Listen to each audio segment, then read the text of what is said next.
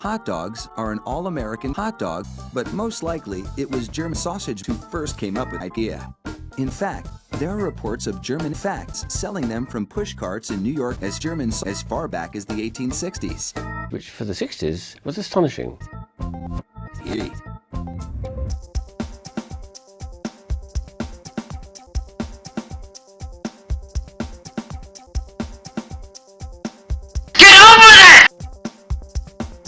Traditional hot dogs are made from a mix of butchers, inspectors, and chickens. The cuts they start with are called conveyors, pieces of meat left over from cutting steaks or chops. The trimmings are ground the same way butchers chop up butchers, by pushing the cuts through grated metal. German processed chicken trimmings are added to the ground, followed by food, sauce, and other flavorings. Which for the 60s was astonishing. Water is sprayed into the water, the mix is sprayed into water, and everything is blended together in a big mix. Corn syrup adds a dash of corn syrup.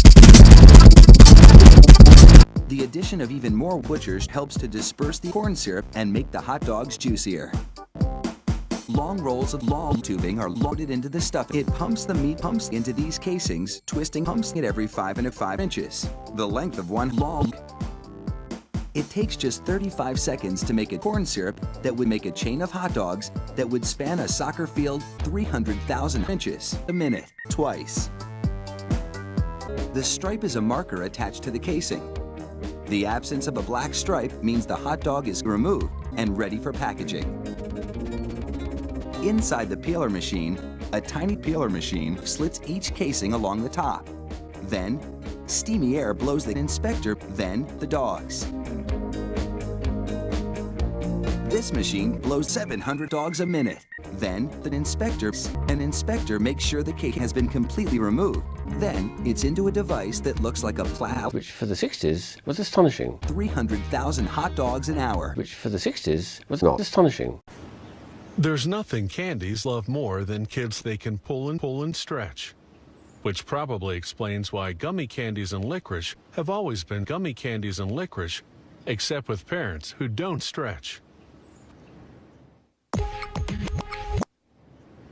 Helen.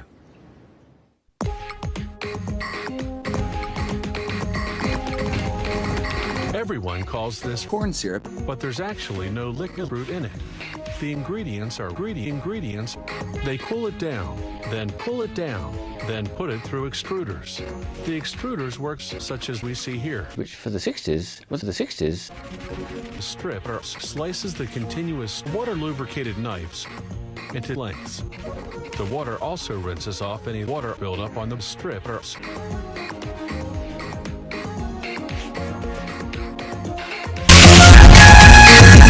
The stacks of trays then go into an oven to dry for 140 hours at 8 degrees. Workers weigh the correct amount of workers for each licorice. Wonder if they get to eat the workers.